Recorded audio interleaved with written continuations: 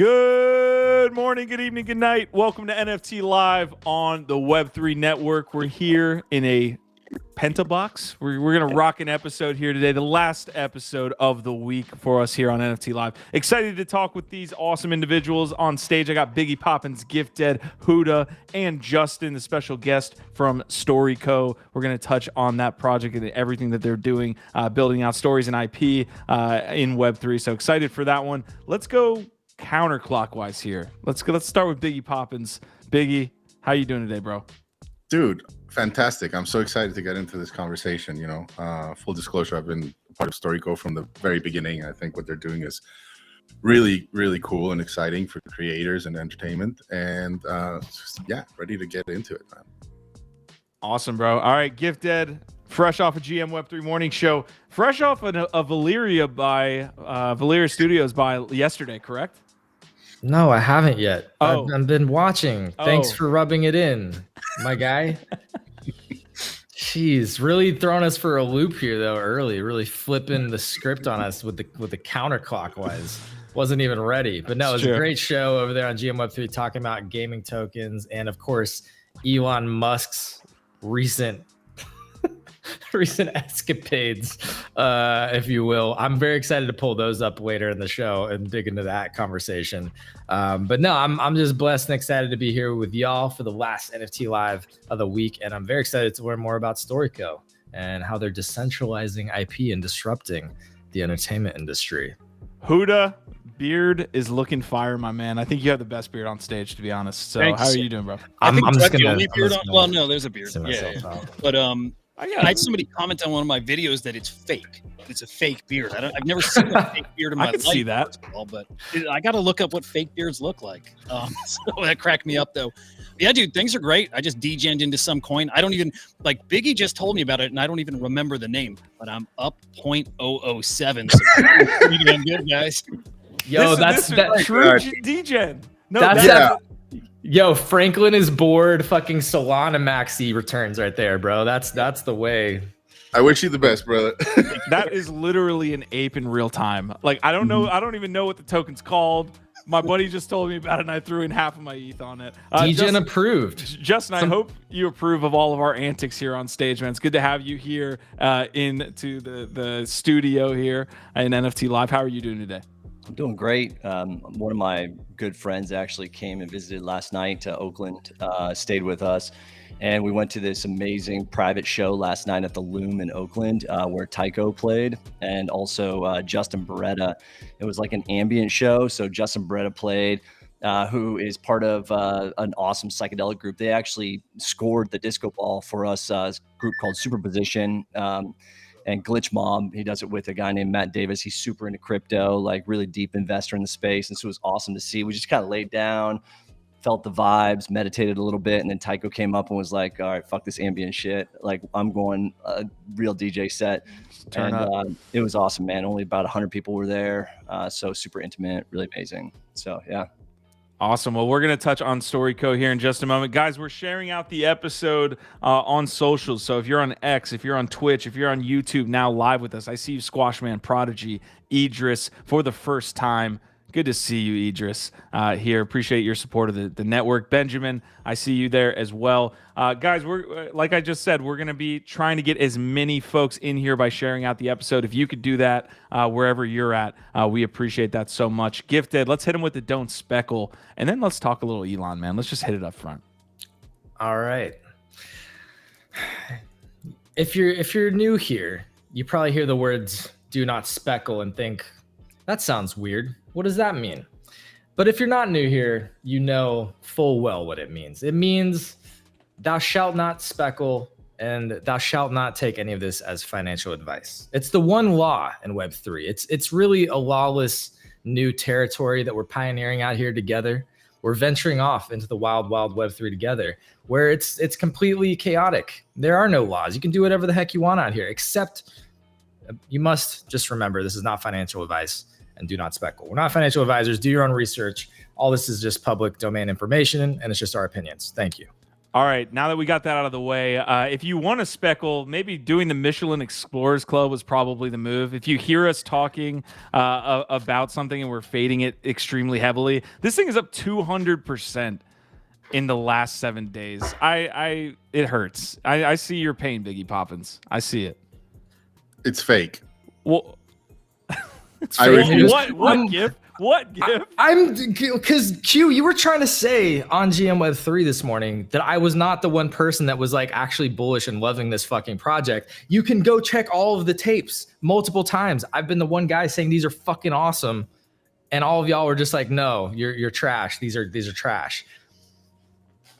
So I'm just saying, please go pull the tapes, run the clips back. I stand by that statement, but I should have not faded generational wealth on the Michelin Explorers Club. So yeah, in more serious news, let's get into this Elon piece. The storyboard looks a little bit like this. We're going to touch on Solana NFTs. They're popping off. We're going to hit gaming coins as well. And then we do have some rate my bags to get to later in the episode. So I hope you fellas are ready for that, ranking the top NFT projects. I'm going to make a bold prediction. I don't think we even get there today, but all right. We'll see. We'll see how long I want to lock you in here for. All right, let's talk Elon Musk. I'll pull up some highlights. I'm sure if you're at home watching this and you've been on X today, you've seen the viral clip of Elon basically saying that people try to look like they're doing good, but they're actually doing evil behind the scenes. It basically went uber viral over social media. The whole clip, I think, is like 2 minutes long, but there's a longer 30-minute interview.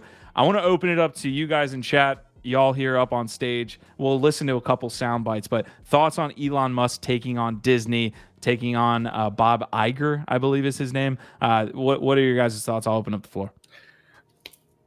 Okay, I'll jump in quickly to just say I fucking love it because I've never seen somebody with this much influence and power that's like directly rebuking corporate interests. I've never seen this in my life. So I'm just fascinated whether or not it works out, and Twitter like might go, literally he's risking it all. We might all lose. Twitter might go away. I doubt that happens.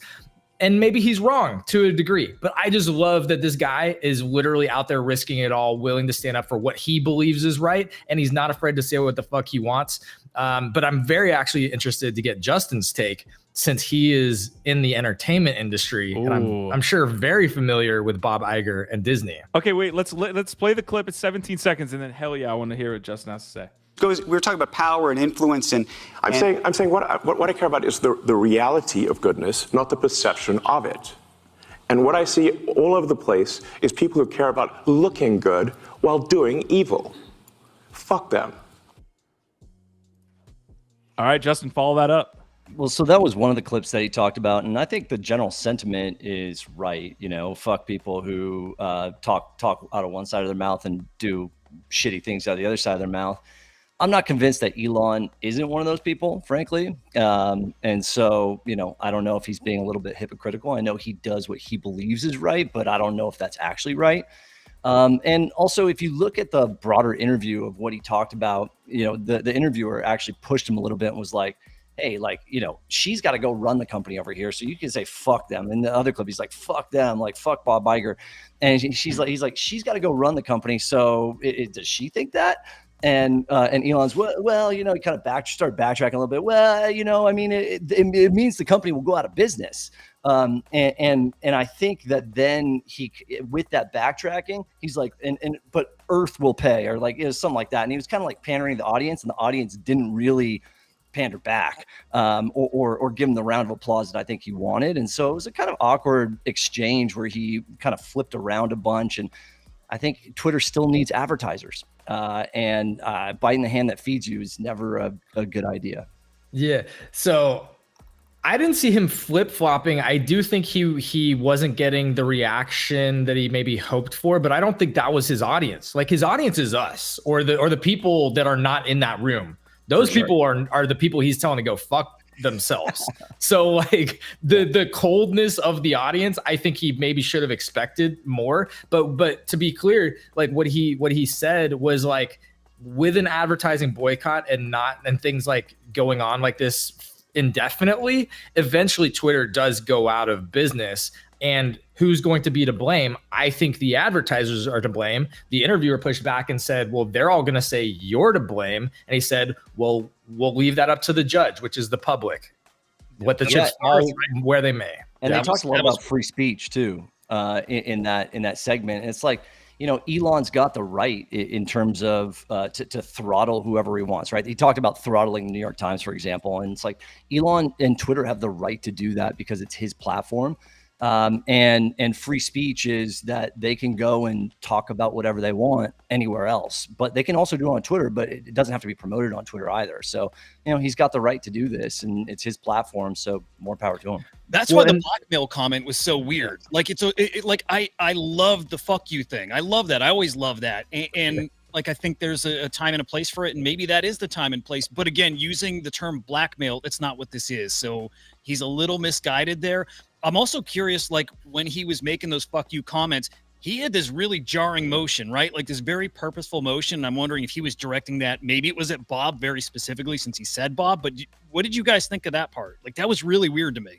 I think he might have been sitting front row, like literally in the first couple rows. Yeah, like no, times he made that motion like right at a certain part of the audience. I think, okay, a couple things. First of all, someone on GM Web3 made a good point, and it's like, yeah, free speech cuts both ways. So people like advertisers removing their advertising from the platform, that's a form of free speech, right? So it is what it is. Like that's also their right to remove the advertising from the platform.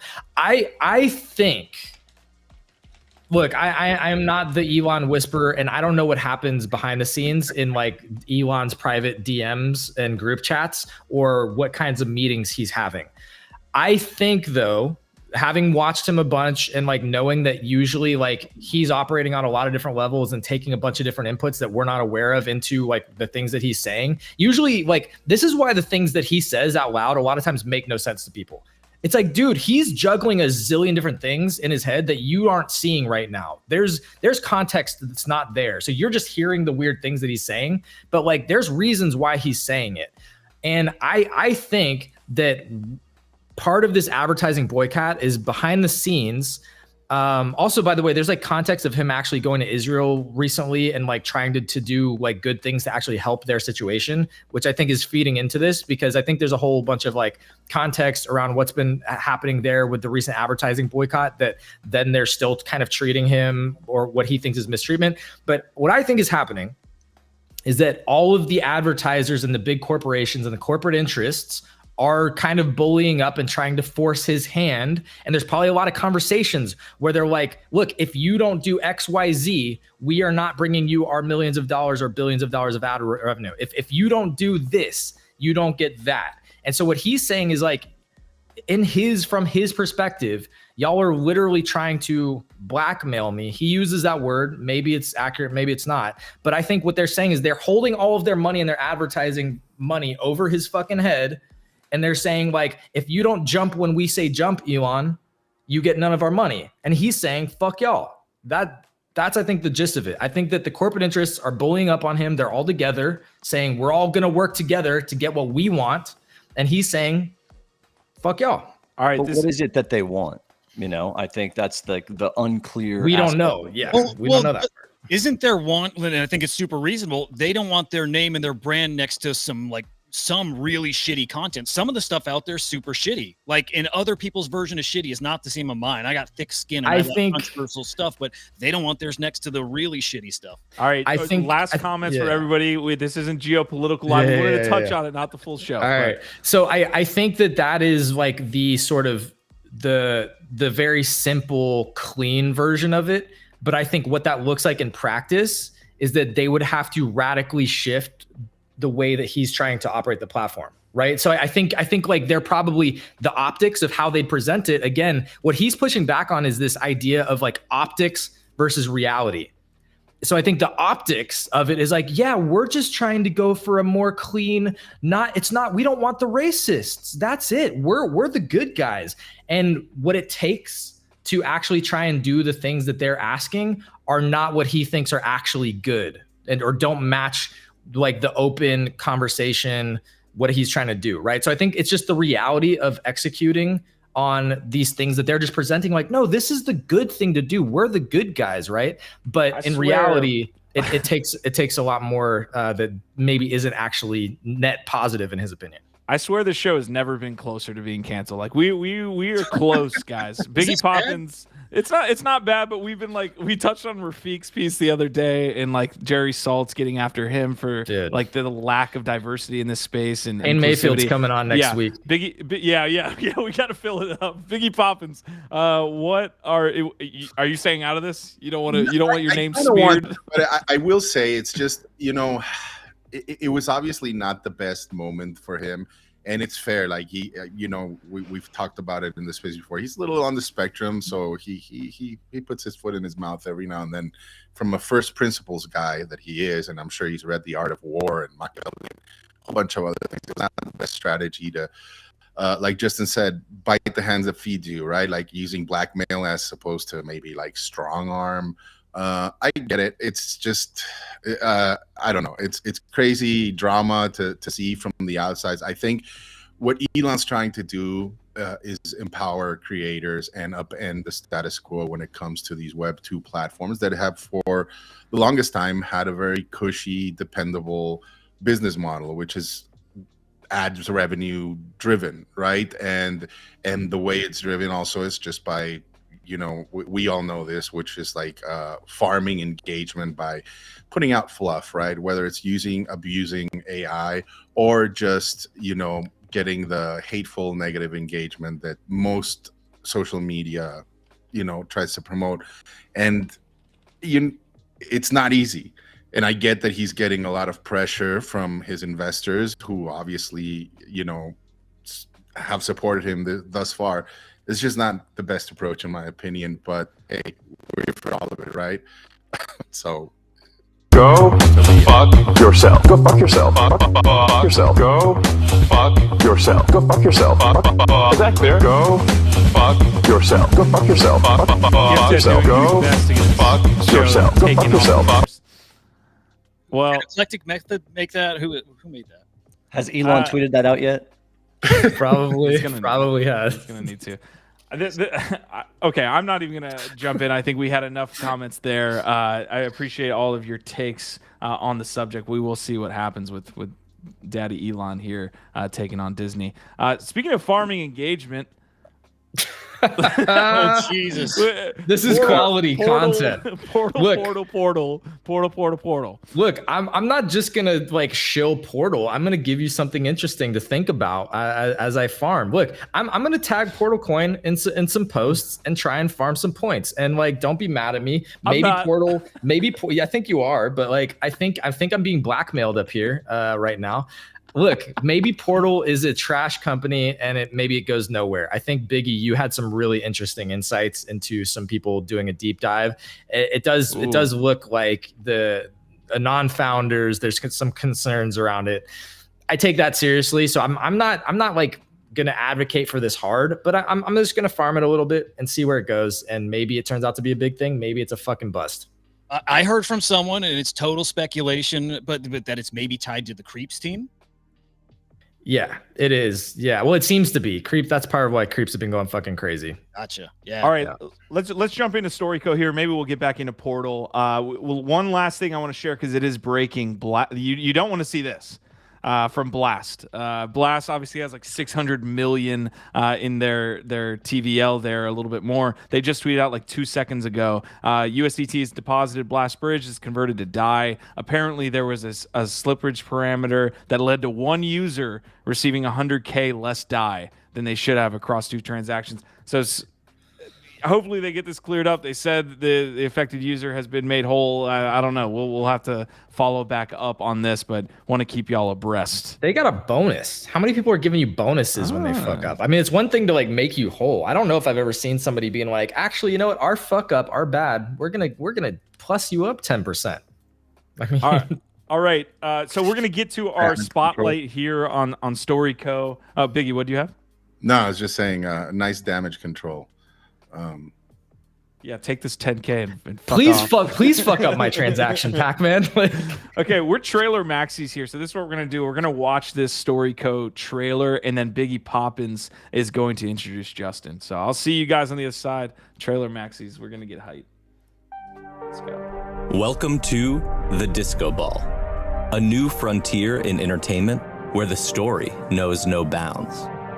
The Disco Ball is a scrolling audiographic adventure that lets you choose how you want to consume it. Read and scroll, or lean back and listen. And then our comms explode with voices and alarms.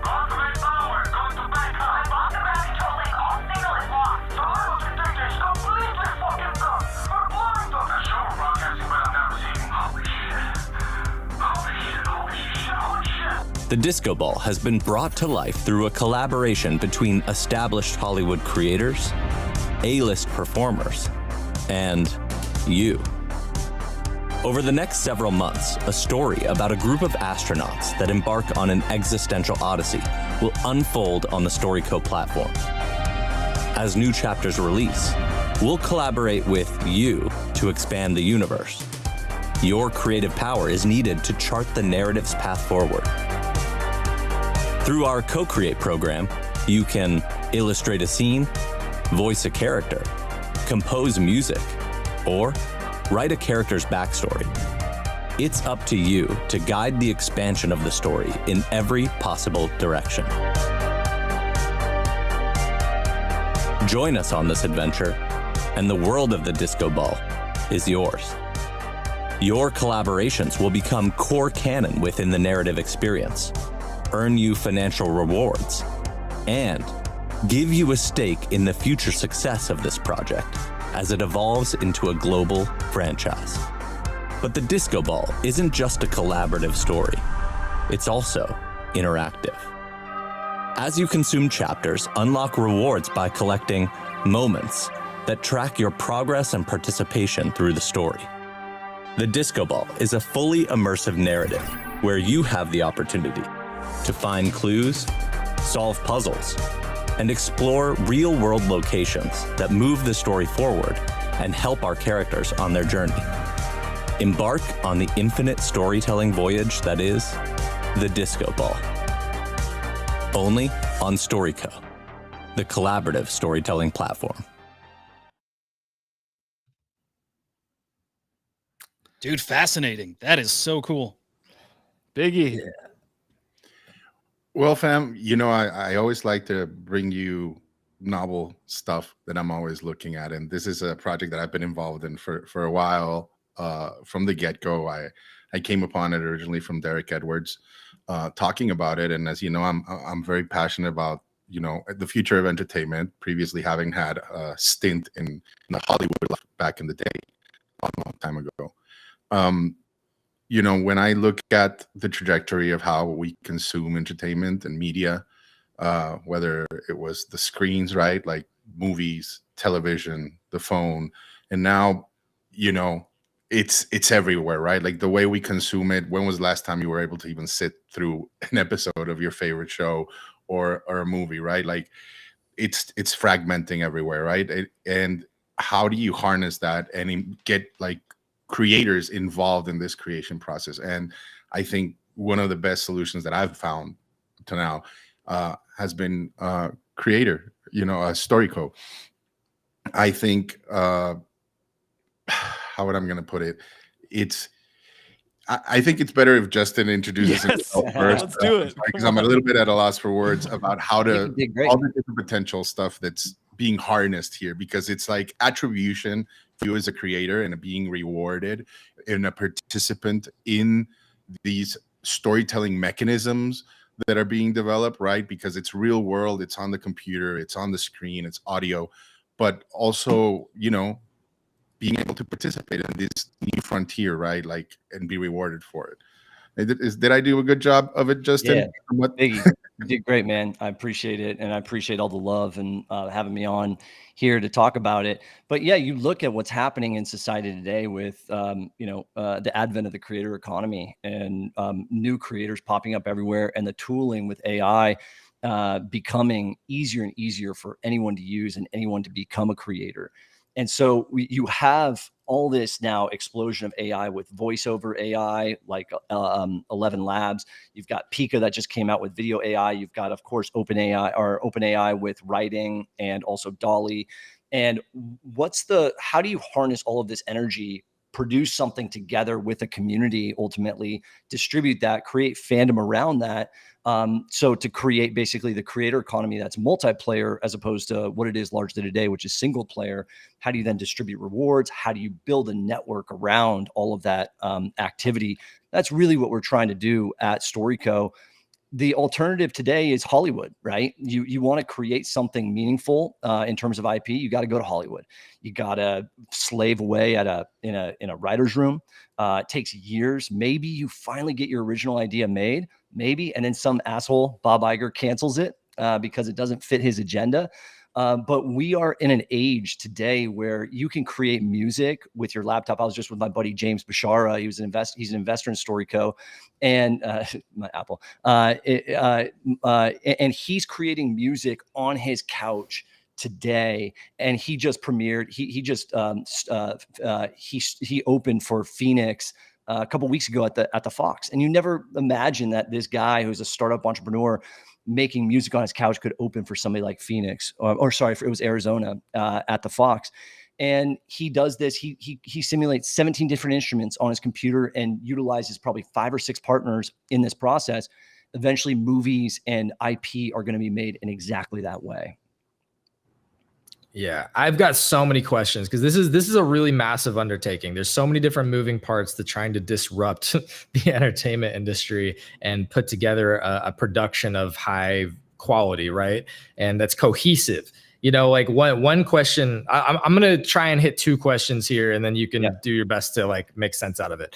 So one is the cohesion aspect of it. Like, how is that managed? Because part of this is you want to sort of like automate creativity in a way and open it up to everybody and gather tons of different inputs, but you have to get to one very cohesive, clear story at the end. So that's one question. Like, how is that managed? Because there at some point has to be a handoff to humans who are going through all of this and making sense out of it. I don't think AI can handle that fully just yet. So I'm curious about that.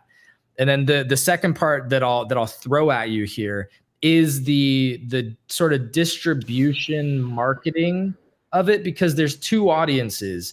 And one of the problems that often happens within these types of creative communities, and it happens a lot with NFTs and in our space, is we navel gaze and we drink our own Kool-Aid and we talk amongst ourselves, but we never get out of that bubble. And like I did stand up off and on for 2 years. I've been in a million different creative industries and like done everything at this point. And like it's kind of like when you go to a bar for a stand up night, an open mic. It's like you pretty much just got like 10 comedians waiting to get on the stage, hanging out back there. And beyond that, you're not actually talking to anybody else. You're just fucking making jokes for each other. How do you get out of that with something like this, where it's not just the people making the thing, creating the thing so they can watch the thing, you know? Yeah, totally. So all great questions. So let me address the first one, which is around this, so remind me what the first one, what's that? Yeah. Like how cohesion. Do you make it all cohesive? Oh, yeah. So cohesion. So we have this idea of a story architect. So Kyle Killen, who was the showrunner for the Halo series on Paramount Plus, he's writing a big movie for Netflix right now. He's the story architect. He creates these co-creates that are top down, but we also have this idea of like fan fiction within the universe where anybody can create anything. And also the idea of community coming in and helping identify what those amazing creations are within the community. These are all the co-creates. You can pitch your own idea. We're opening up the idea that you can have free form creation as well and create anything.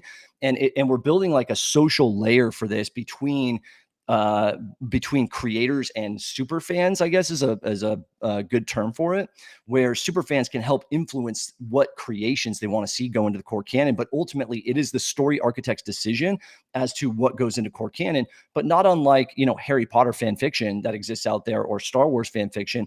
there's a role for fan fiction. It's just that today those IP brands, they turn that away. In fact, they sue those most of the people who are doing that fan fiction. What we want to do is embrace it, reward it, and then eventually a lot of it is going to have its own audience for that fan fiction, but a lot of it's also going to be incorporated into the core canon of the universe itself, with the story architect deciding the direction. So in other words, there's a director still at the helm, right? Ensuring that this thing stay on brand, let's say. Exactly. But at the same time, empowering these super fans to contribute to the IP, which I find super exciting.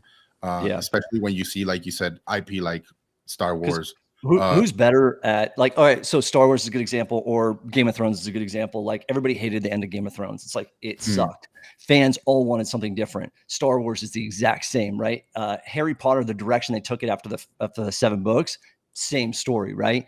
Fans want different things than maybe what an executive, like the 6 executives who control what goes out there in the air today, want for these brands. And they're not the best arbiters of what that should be. The fans are ultimately.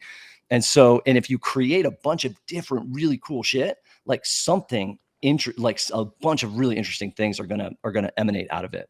That's kind of our core belief.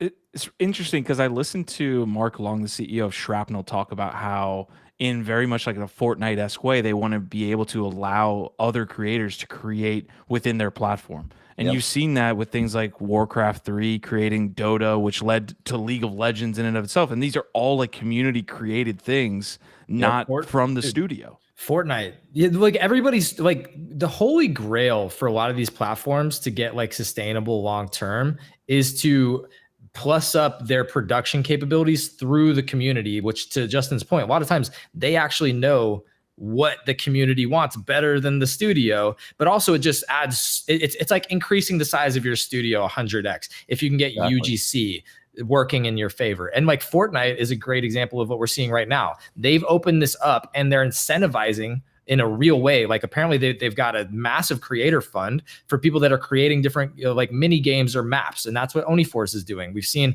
a bunch of, like, I think the Baseheads are doing that. A bunch of others are all now following these incentives, right? So yeah, UGC.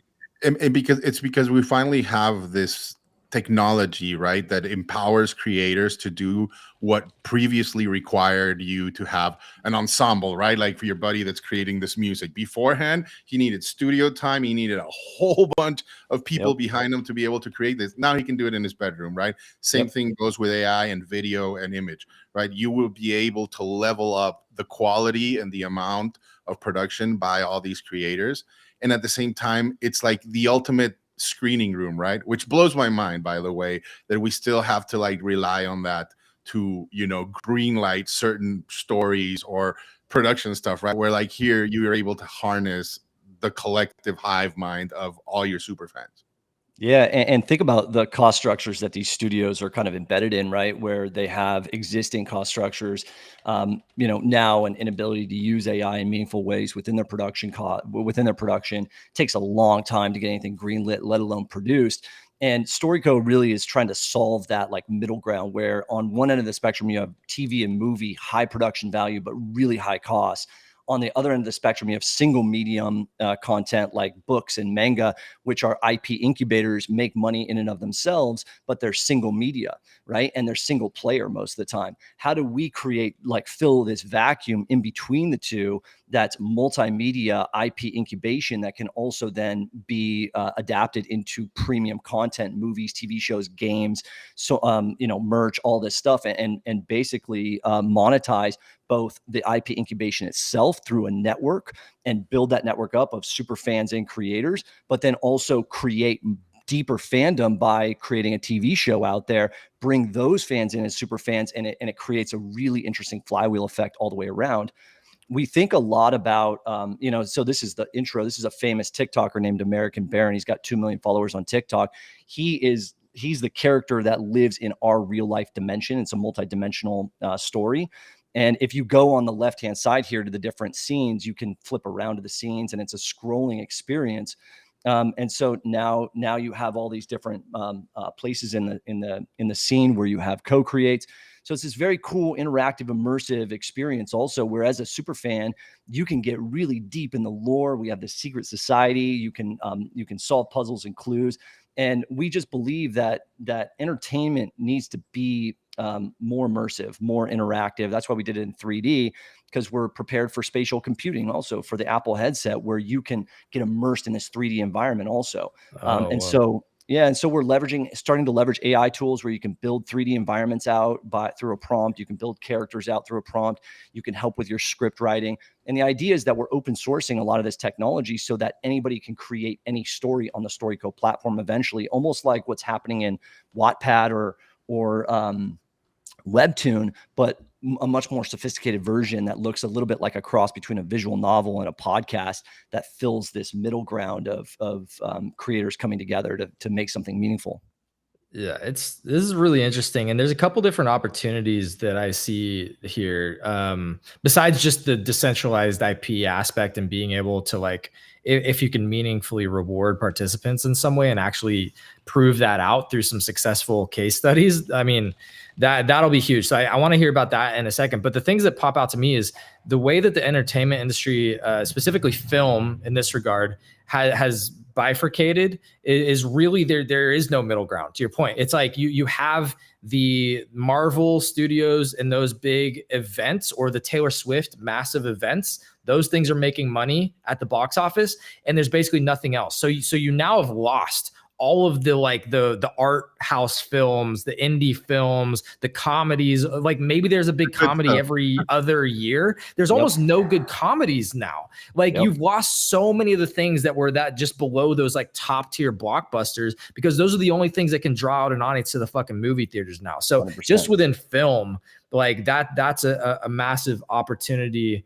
right there. And then I had another one, but I kind of forgot it. But studios aren't willing to take risks anymore, right? Like risks on new original ideas. And so they're adapting comic books, they're adapting books, or they're just like rinsing and repeating, like, the old superhero movie.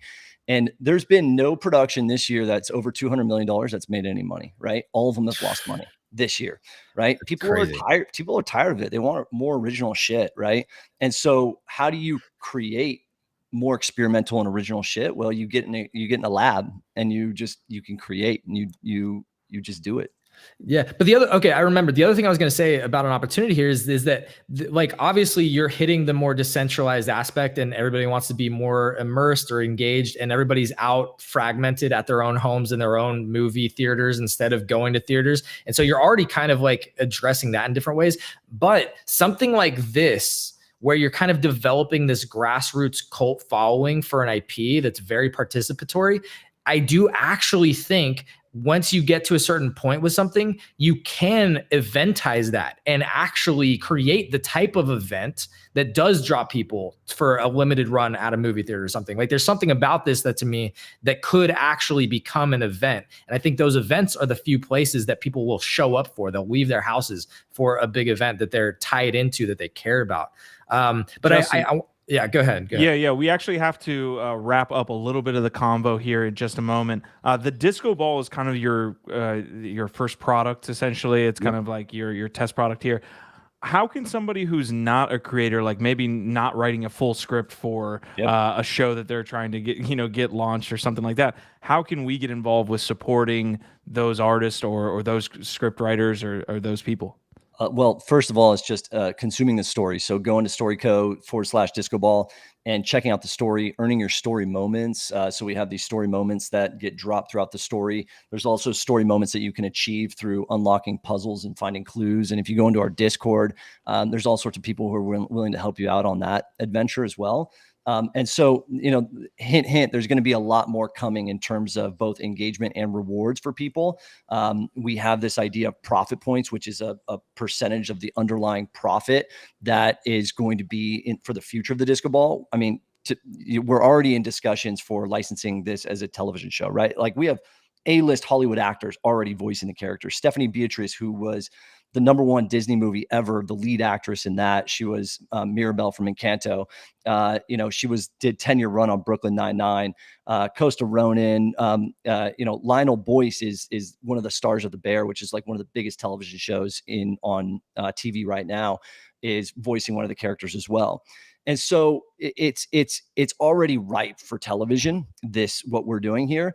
And so I think the profit points are going to be worth something if you do work and if you add value to the ecosystem. And so go in your story moments, go get involved, go and come into our Discord, become an early believer of the project. And there's going to be more social tools that we're dropping that allows you to get deeper in terms of your fan engagement and supporting all these creators. So I'm guessing, go ahead, Biggie. Some of the events that you guys have already pulled off has been a lot of fun, like the posters that you guys had early on.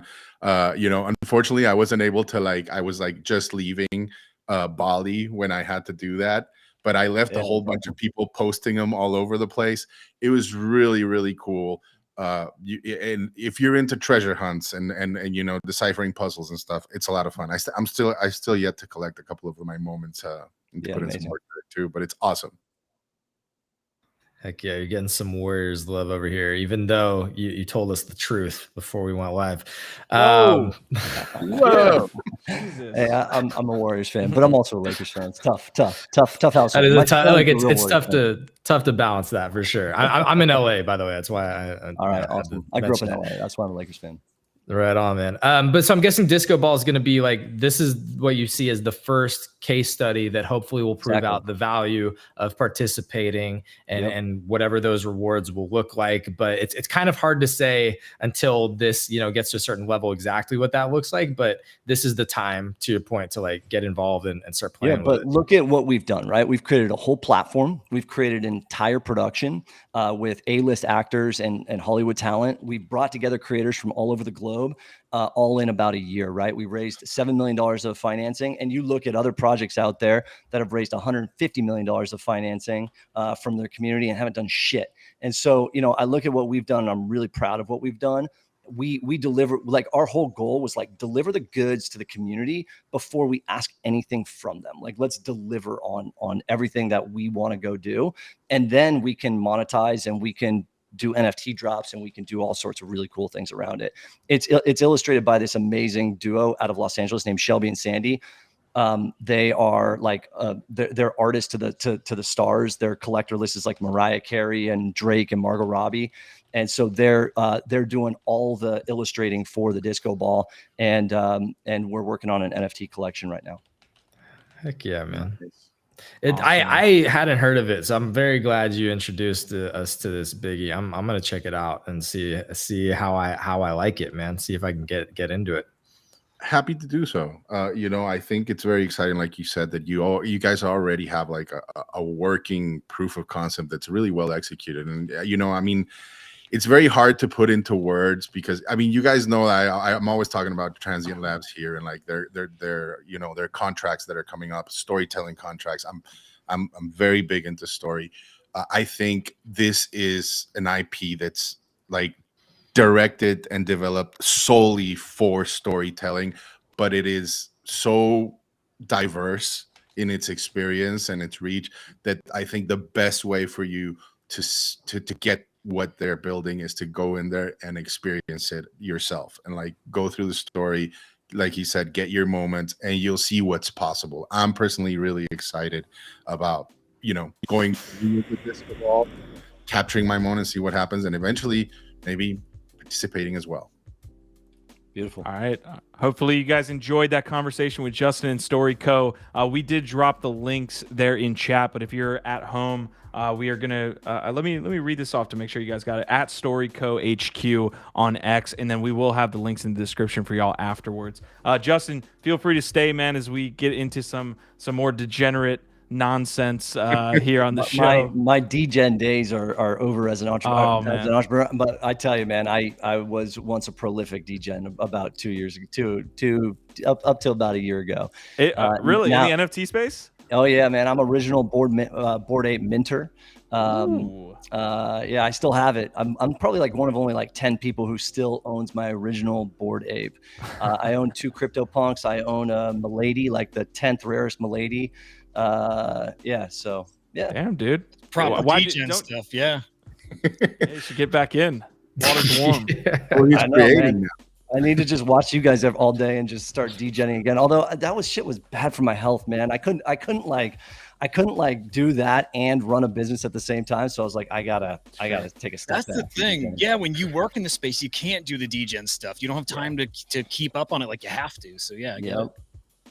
All right, we're gonna hop into the space. So I got a pretty packed storyboard here. Justin, feel free to hop off whenever, man. And also if you're staying. Are you saying you're going? Because I'll stick around. I'll stick around. Okay, cool. I'll go on mute, and if you guys want to holler at me, I'll be here.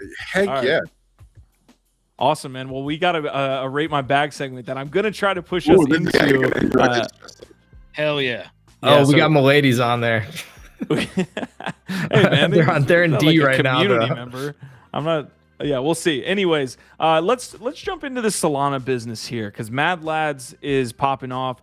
Huda, before I press live here on the show, you were talking to me about Forecast Labs again, which is probably a tool that I'm going to be using more and more based on your affinity for them. But Solana's popping off. You can see it, but you actually had some data analytics as well to look at. I mean, everything from OK Bears getting into Zara now, like Solana's just having a moment here. But yeah, break it down for us, man. Yeah, I mean it's popping off. Like I hear the noise over on X. So I hear people talking about certain collections that are doing really well. I look at CryptoSlam all day, so I can see some collections doing well. I see the blockchain in particular, like leapfrogging Bitcoin now. It's the number 2 blockchain in the past 24 hours. My gut's telling me, man, Solana may actually flip Ethereum, maybe, and I think that might be the first time ever. But yeah, my gut's telling me that might actually happen in the very near future.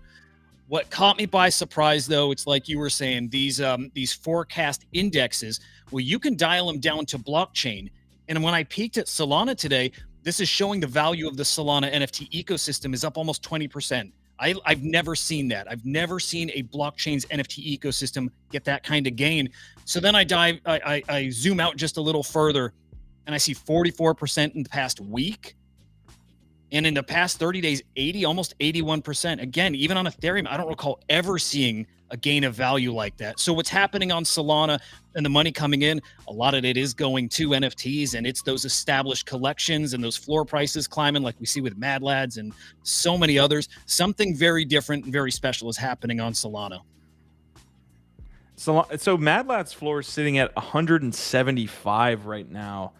That's an absolutely It's 10K, bonkers bro. run here, That's man. a 10K floor. That's 10K?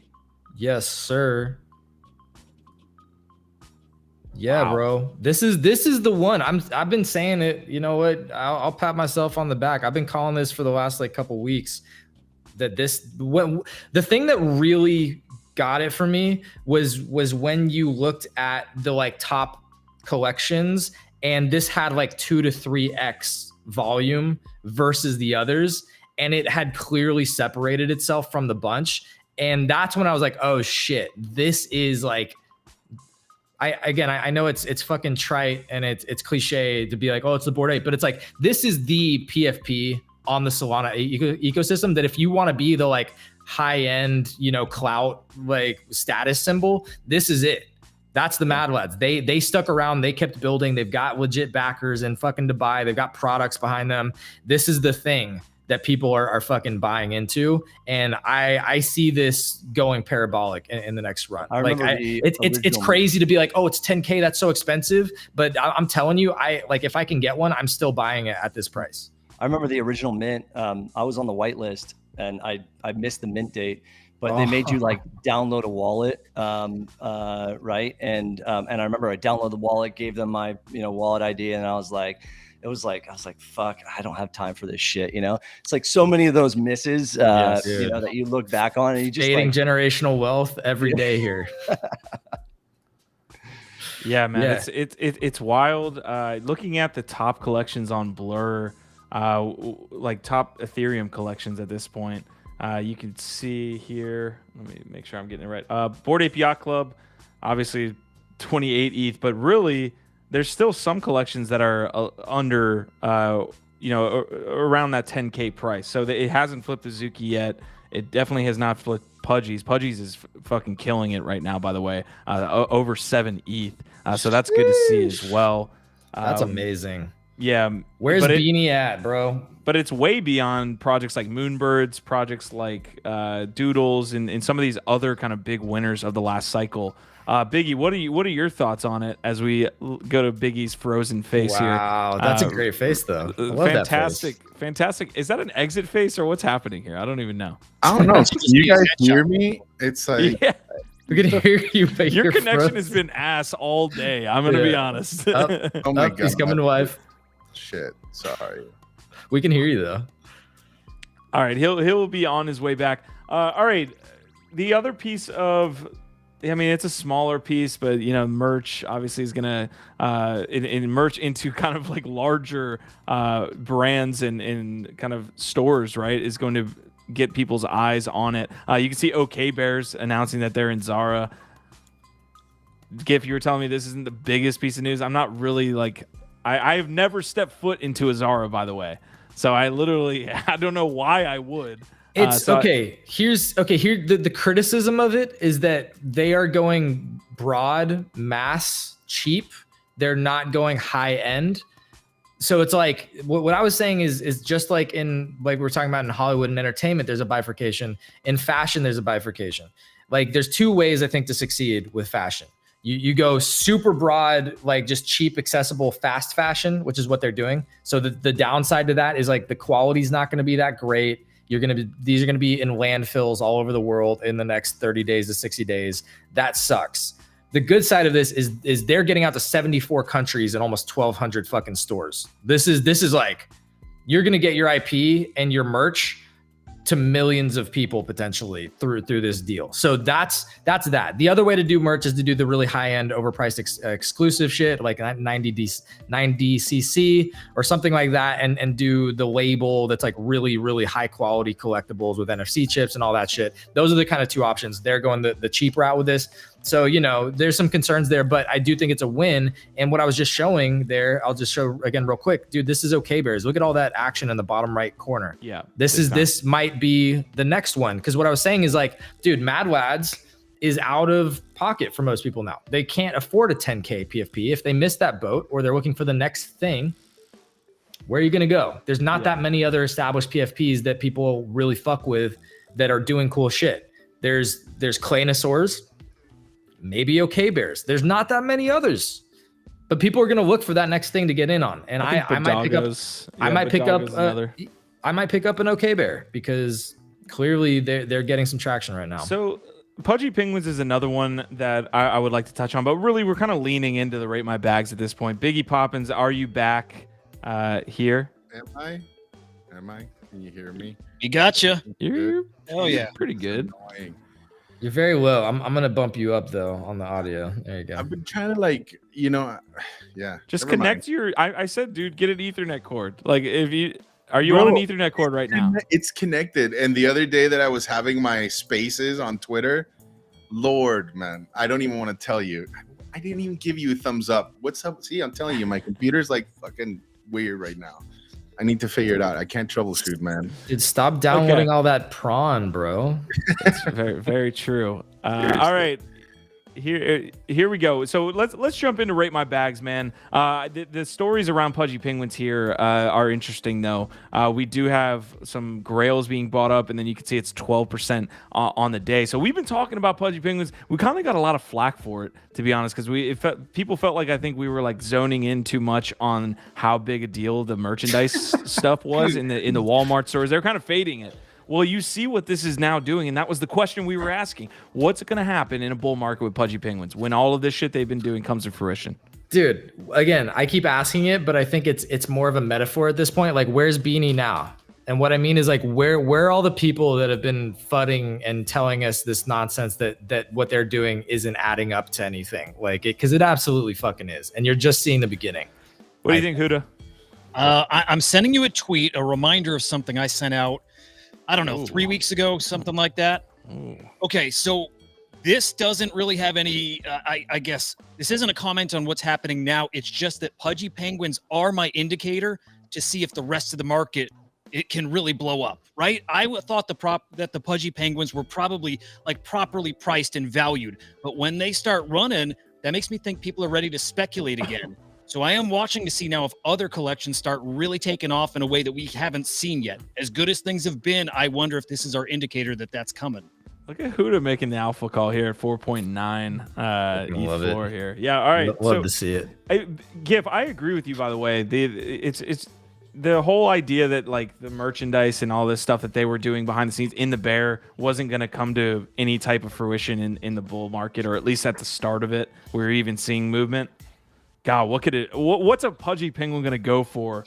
Pico top 2024-25, like 50 ETH. 50? Yeah. That'd be No, sweet. 50 ETH floor price, somewhere around there at least. Because dude, when money gets crazy and people start speculating, which again, all the people that say we'll never, I think it's so dumb at this point. I'm not gonna go there. Look, there's been a lot of people that have been saying fudding NFTs, they're fucking dead. Rolling Stone, the mainstream, but even people in the space who come into who spend their entire fucking lives with us tracking this shit, who come into our spaces every day and they tell us NFTs are never going to get back up to their all-time highs again. They're never going to see the kind of crazy action they saw in 2021. It's like, yo, are you crazy? Like, yeah, the 600 infrastructure million in blast in like 2 minutes should have told you that we're probably going to see all-time highs again. The infrastructure is so much more developed. The financial tooling, which is all the gasoline that you need once money starts coming back in and the speculators start speculating again, is all growing. And the underlying gambling nature of humanity does not fucking go away. And now you've got powerful stories, proven founders and builders, IP that is actually doing shit out in the real world. Yeah, I mean, dude, I just think it's insane for people like the takes like Beanie's take, like, oh, this fucking Walmart move doesn't mean shit. They're like, bro, you're so short-sighted and such a like contrarian fucking troll. What That's does all I it gotta say take for about new that. projects to enter, one of the top tiers? Because all of these projects are, circa the last bull market for the most part, right? Even Mad Lads was like end of the bull market, right? So what does it take for new projects to enter into that? Or is the 10K PFP kind of NFT done? Never done, right? Never done. For new As long projects? as it's a slot machine, you can, roll the dice and land a grail, because that's all you need is that one grail. And novelty. Newest project above 2 Yeah. ETH right now. Can you name it? Above 2 ETH. Above 2. Because this is a fair question. It's There's- nice but there's- to see. There's call- very few projects. Go ahead, Biggie. No, I was gonna say the Perils of Sese, Seneca's Perils of Sese. It's minting right now. I think that has potential to do very well. She's the ex artist from the Bored Apes.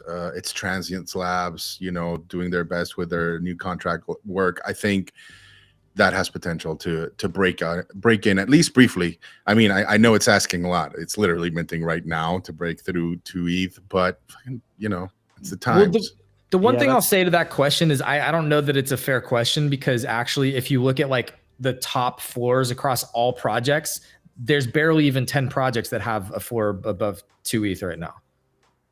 Mhm. So I think you just got to come up with a different threshold for like maybe an ETH or half an ETH even is impressive in this market. I like for a new ambitious. project. Probably 2 ETH is good. And in a world where royalties are no longer really a thing, how is that going to impact what happens out there? Because now you're making money only as the OGs Primary. on the primary sale, Yeah.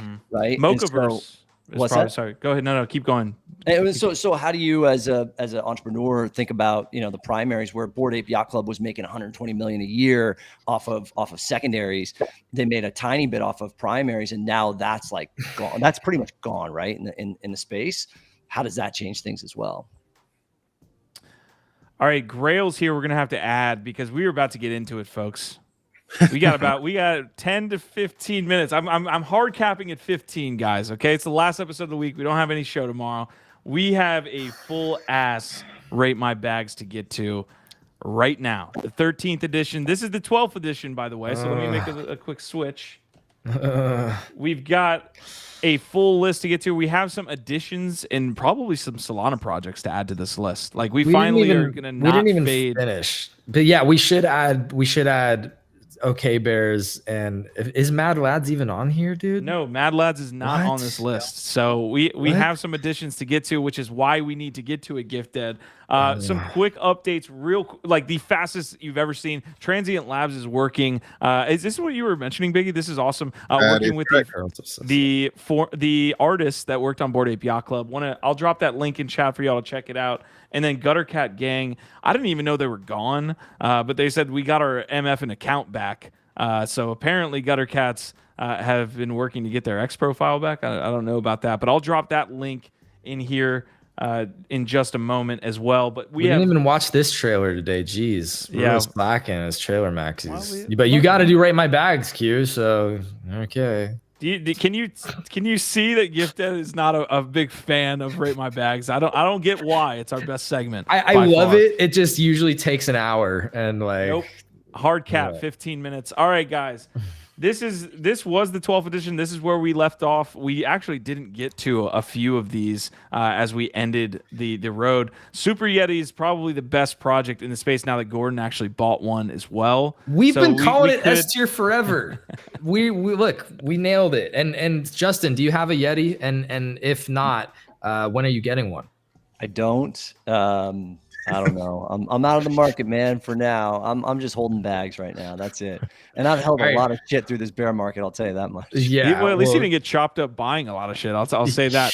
Justin, listen, man. This is your first time seeing the Rate My Bags segment where there's kind of a soft guideline. There's no like really hard and true guidelines that we're using to this.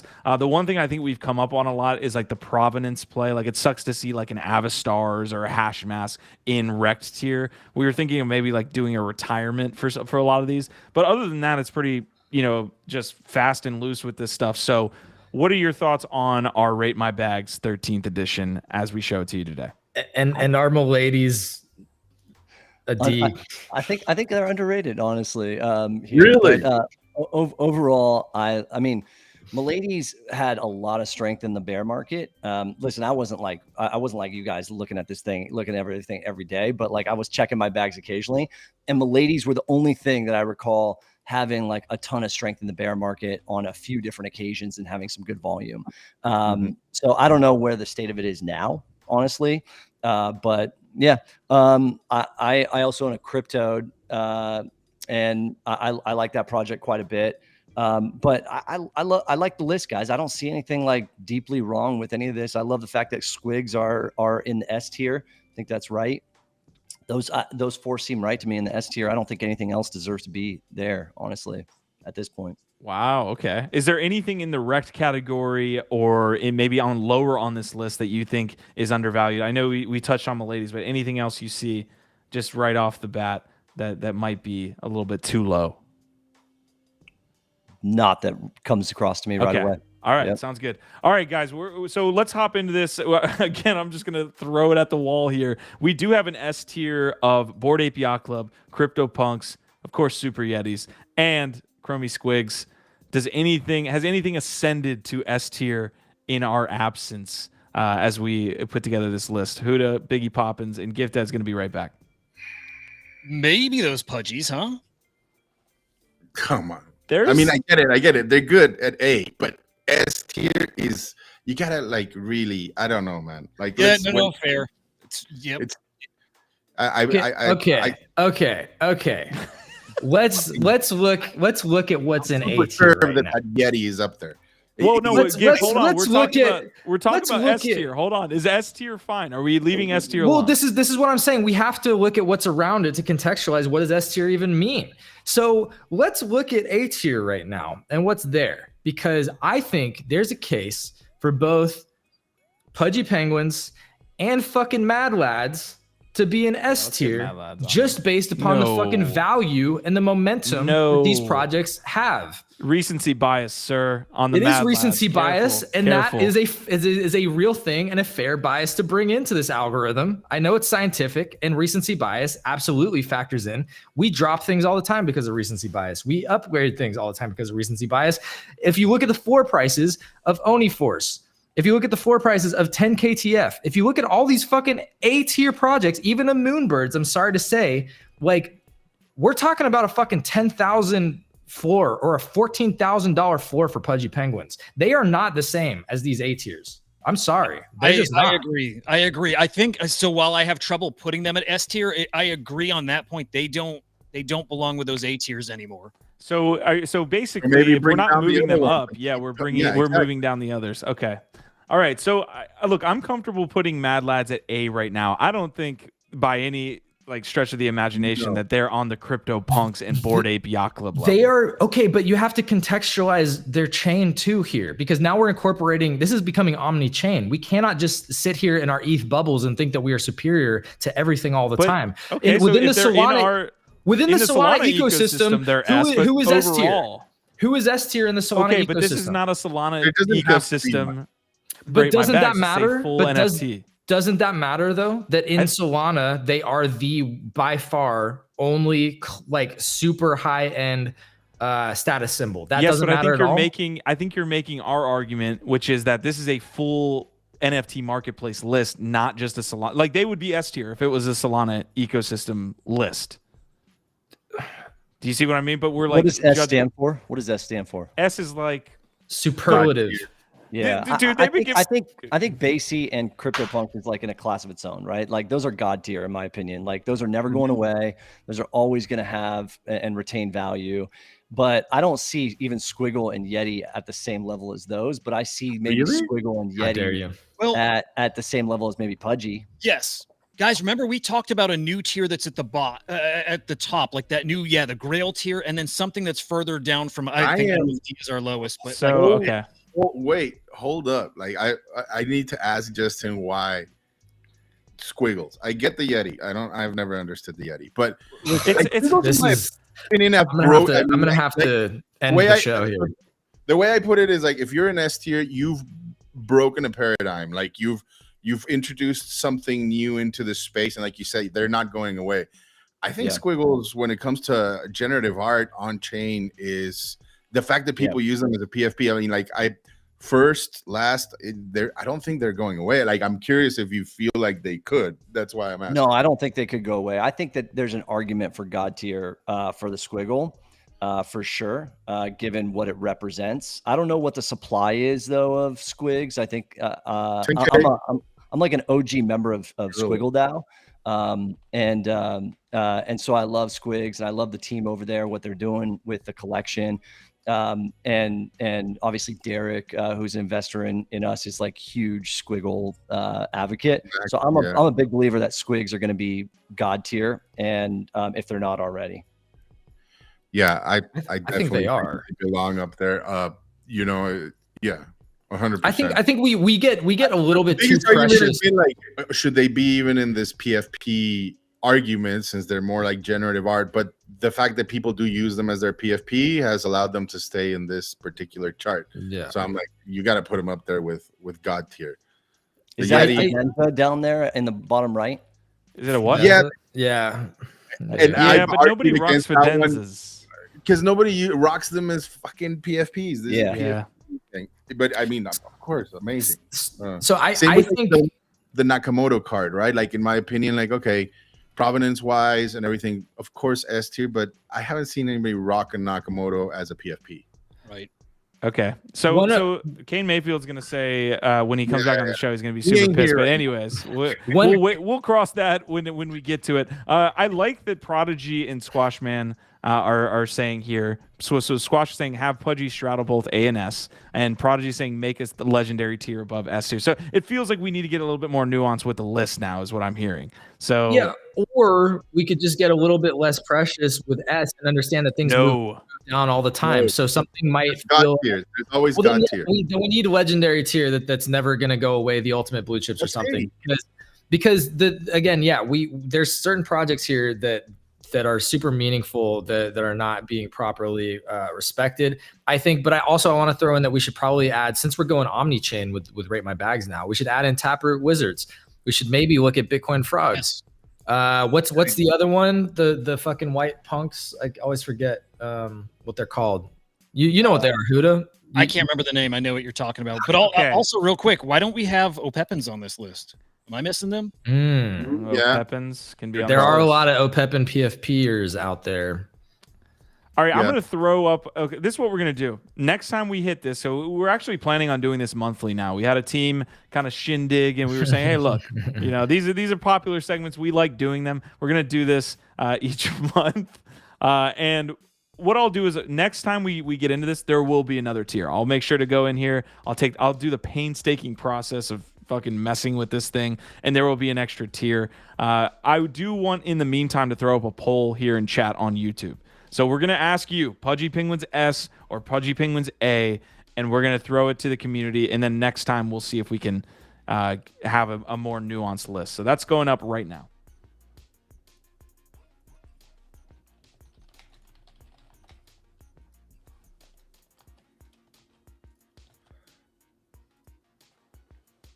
All right, nobody has anything. So the rest of the list is good. No, I'm just kidding.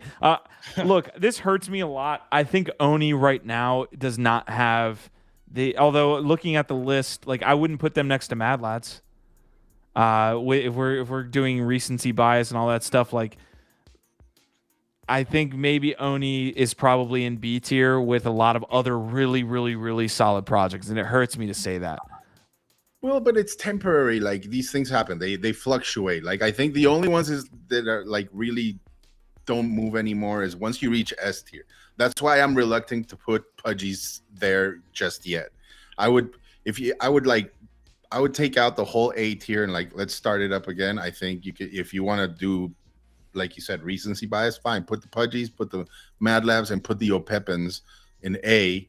And then everything else can come down. Just drop. Yeah. Although, again, I don't know about Mr. Miyagi there, Artifact, whatever. Okay, we'll 10KTF. Yeah, 10KTF definitely deserves a drop these days for sure.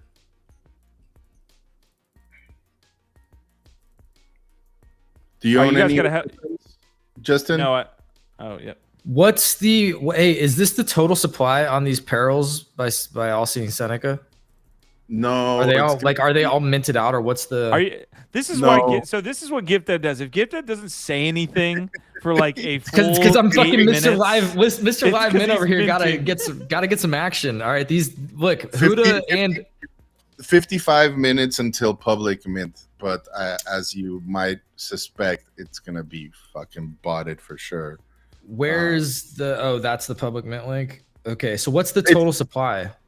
It's 2,800, something like that. Hey, sir, we're doing a live Rate My Bags segment, not Mr. I need the details on my mint for my bags. Dude, these things are beautiful. Look, this is alpha. Jeez. All right, these things are fucking Have some beautiful. So respect. Thank you, Squash, man. And immediately want to put it at A tier. Yeah, he is. Squash is saying, I think coming off the heels of big news always distorts Rate My Bags. Reason why we're questioning Mad Lads and Pudgy is because they're most recent pumps. It's fair. We're going to be doing these monthly, so there's going to be a lot of movement here. So Biggie, I generally agree with you that if something makes it into the God tier, it's likely not moving unless something crazy happens. Yeah, you made it. Yeah. Hence that fucking Yeti. So knowing that, we look at A tier. What needs to be dropped? Guys, we do this every month, so there could be some movement. I'll go first, and I'll accept it, and I'll be nice as much as I hate it. But you can bring down my Moonbird. You can bring down Aavegotchi. I think you can bring down all of those except the three that we talked about. I mean, even Meme Land. I mean, fine. If you want to leave Meme Land, fine. I would leave that. Huge moves and stuff, so fine. Leave Meme Land there. Does VeeFriends get to stay? No. Fuck no. Wow. Gifted, Mr. Live Mint. Do you have anything to say? You're the biggest. You're the biggest Gary Vee fan on the stage. Justin, how are you feeling about this coming along?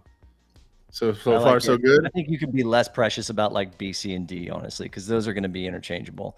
What's most important, I think, is nailing like the legendary S, A tiers. Yeah. I do want to like. I'm gonna be fully serious. We haven't done that one time while this segment started. Justin, the Super Yeti is there as a joke. No, So what? we don't actually God. think Super Yeti is that. And then now, okay, now we're back. Super Yeti deserves to be in Grail Bro. always. Yetis are the icon of icons. It hurts. And All right. any other opinions will not be tolerated. Will be Okay. censored. Okay, the gods had Jesus. The gods had a lot of announcements over the weekend. Frank's got him back in the news. We have him here at C tier. What do we think, Huda? D gods? Yeah, C tier. Yeah, maybe lower. Okay, all right. I don't understand how we're getting to that. They're still like above a 3 ETH floor. How are they C tier? Like, dude, next to Avastar and Deadfellow, dude, Deadfellows are down to like 0.14, 0.15. It kills me. Yeah, Deadfellows yeah. are like 0.15, and you got D gods above a 3 ETH tier. Yeah, B I think makes more sense. Yeah, you got to factor in the price. You have to. You have to. Utes, same thing. Should these be on the same? Same Dude, product. Utes are still looking way better than most of those in that tier. Okay. Yeah, both of those B tier would make sense. So what are we moving down? I'm moving MFers. I hate to do it. Fluff Do World. we- Do we know anything about Fluff World? Fluff is just kind of hanging in there. It's not really doing much, but it's holding like a 1 ETH floor. So, I mean, you got to respect. I know they're doing some stuff. We just don't see much from them, but they're still out there and they got a strong community. Do we move Cool Cats up? Crypto Dick Butts has to be the most ridiculous one on this S- list. Like S tier. like S tier. they're in this pantheon. If you're a founder and your project somehow makes it into the pantheon where you don't have to do shit because it's seen as an art play, S it's seen tier. as like an art province, you've made it because you don't have to do anything. Like, Yeah, you can run off into the sunset and say it's a community driven project now. Here you go. Do with it what you want. Give us one last cash out. You know, we'll mint one more fucking group of dick butts, pay us a bunch of money, and then it's a community led project. Do with it what you will. I like the moves World of Women have made in the past. I think they made in like the past 3 months. They made some good partnerships. The Monopoly board didn't send me through the roof, but it's something. They're in a bunch of these different partnerships. I know you love the merch, Q. You always get new shirts. You didn't buy a $700 Monopoly board, World of Women Monopoly board? No, I didn't. If it was a Sappy Seal board, I probably would have bought it. But Yeah. all right, guys, let's look at the rest of this list. So A tier is right now Pudgy Penguins, Captains, Mad Lads. Do we see anything else? And I'm gonna close that community poll as well. Cool Cats, Doodles, Moonbirds. No? All right. I tried. Cool Cats? No. Maybe. Okay, I just closed the poll. Pudgy Penguins, 80% of you say A. So that's where the Pudgies will remain for now. Guys, no thoughts on anything else being an A before I close it out. I mean, I just threw out some ideas. that's a Everybody good day's ignored me. work. I was trying to run this poll. What was your idea? Cool Cats. Maybe Doodles and Moonbirds. You can make arguments for those, I think. But the rest, yeah, I don't think so.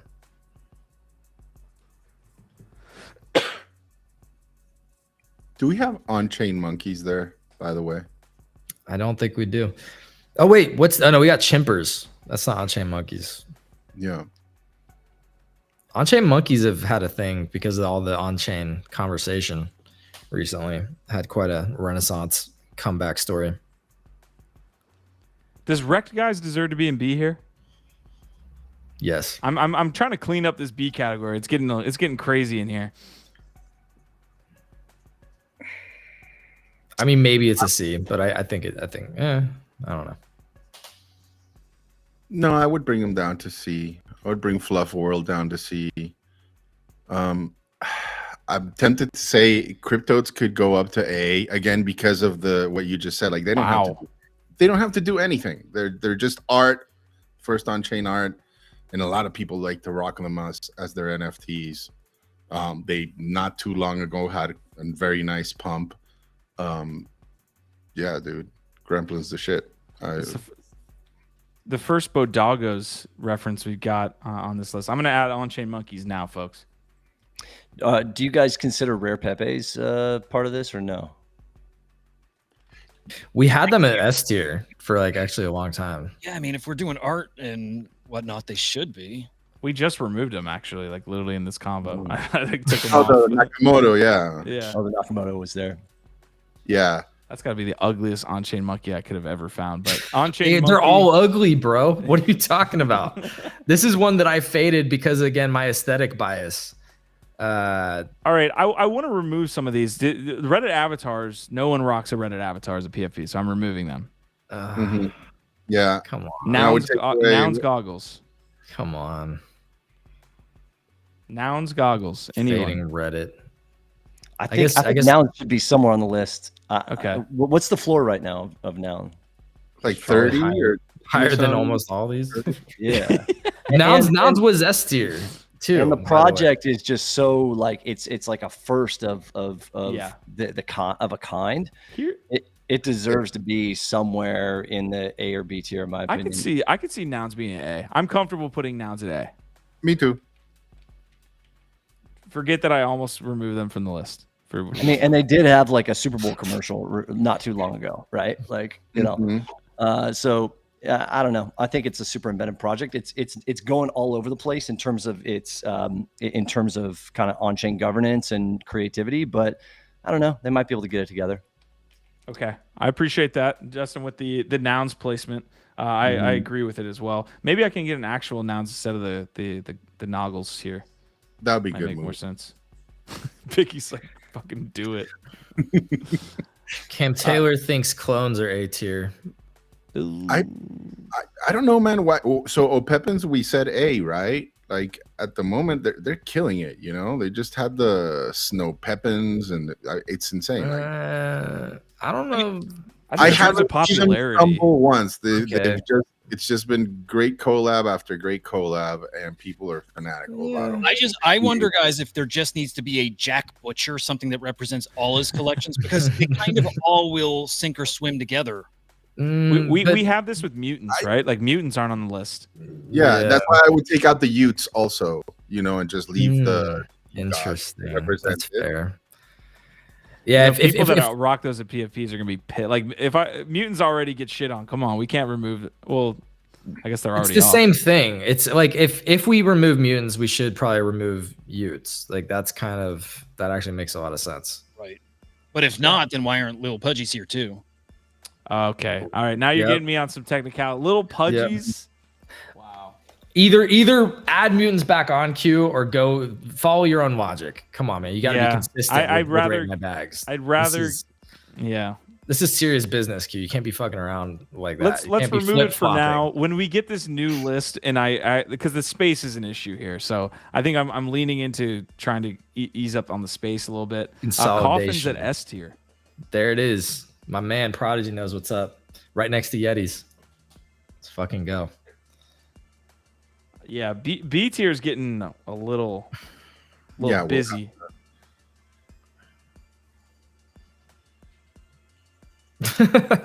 Yeah, Prodigy also saying y'all care too much about hurting people's feelings for what's in their bags. Yeah.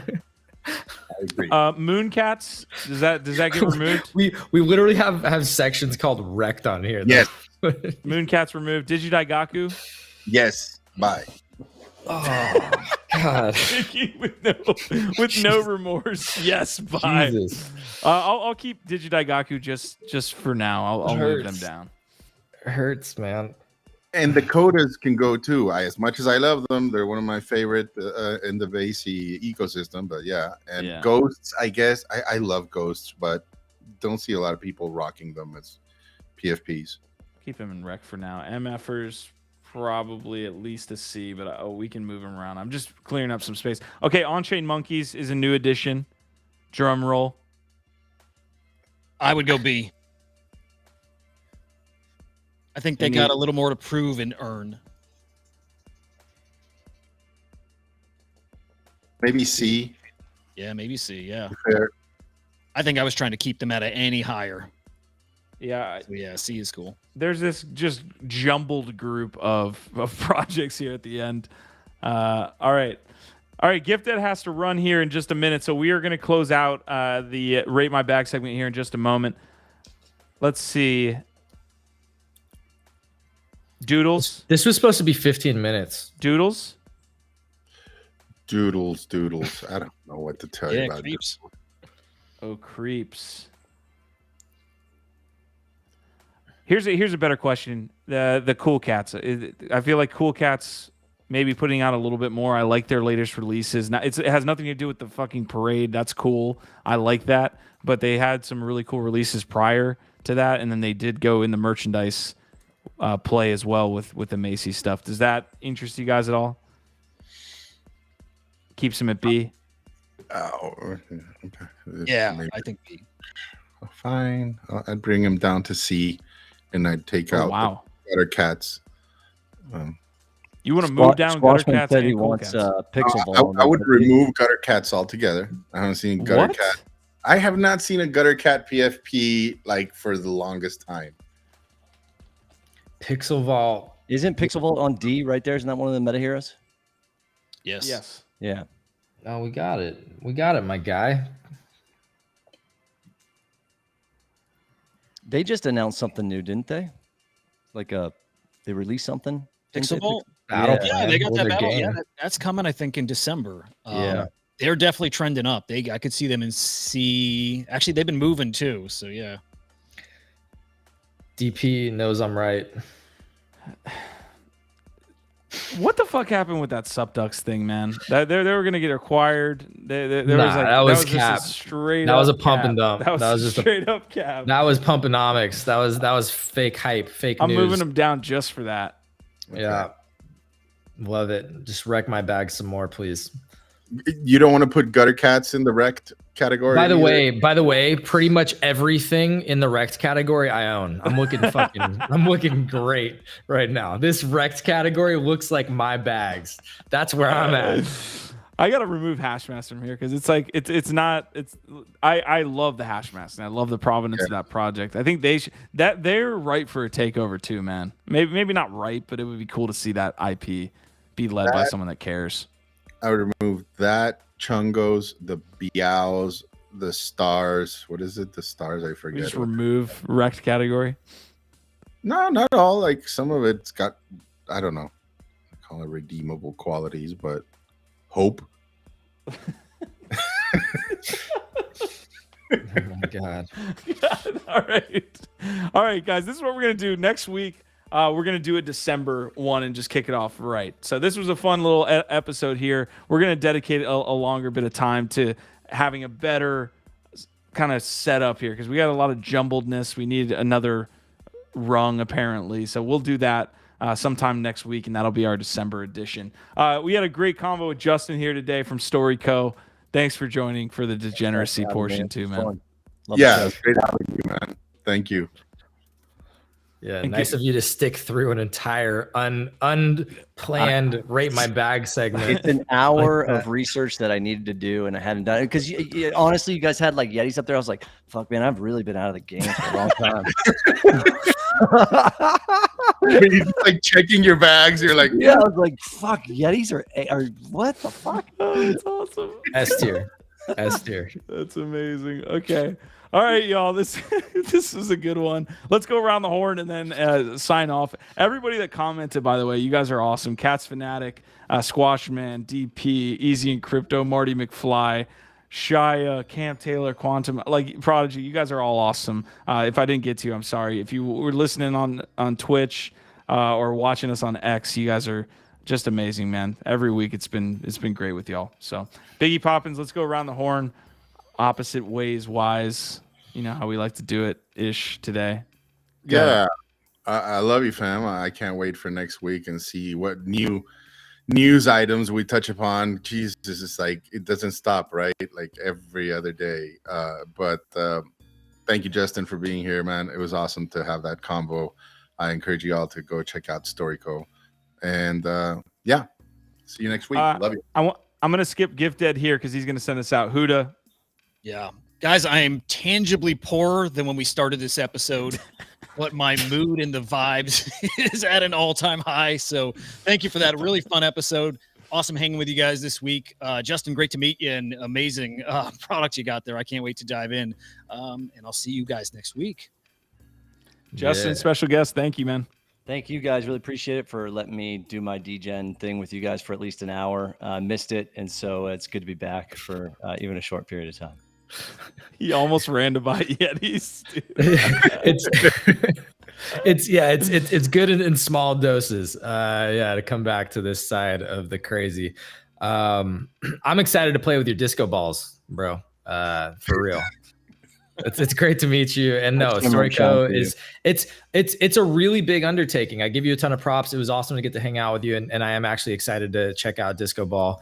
And stoked to have you back in the future to tell us more. Appreciate everybody out there for hanging out with us on another crazy, wild episode of NFT Live with a Rate My Bags. If you want to come hang out on X with the Nifty Kit team, I dropped the link in the chat, and I'm going to be talking over there in a bit about coffins and our vibe, our tribe.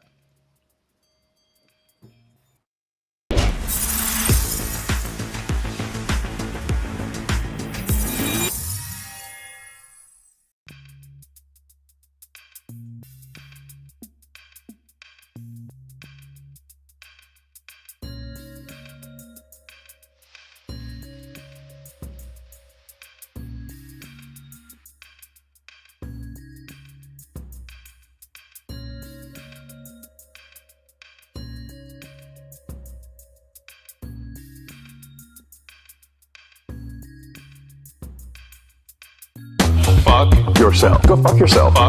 Is that clear? Go fuck yourself. Go fuck yourself. Fuck yourself. Go fuck yourself. Go fuck yourself. Is that clear? Blackmailing with advertising. Blackmailing with money. Blackmailing with advertising. Blackmailing with advertising. Blackmailing with money. Blackmailing with advertising. Blackmailing with